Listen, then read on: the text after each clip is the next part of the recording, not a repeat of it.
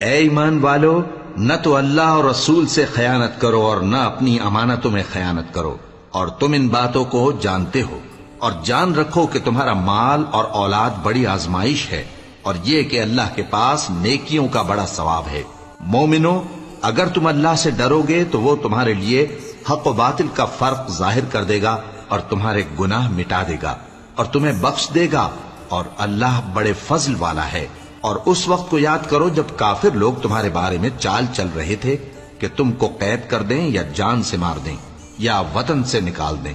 تو ادھر تو وہ چال چل رہے تھے اور ادھر اللہ تدبیر کر رہا تھا، اور اللہ بہترین تدبیر کرنے والا ہے۔